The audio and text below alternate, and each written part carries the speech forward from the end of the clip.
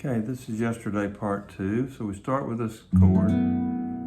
So I have the 2nd fret, 6th string, 4th string, and 3rd string. I'm not playing the 1st string.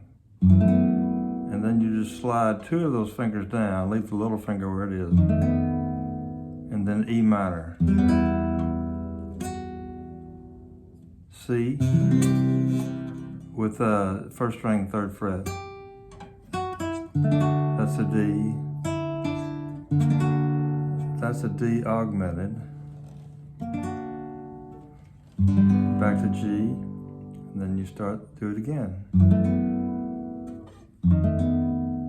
E minor to C, D, D augmented, G,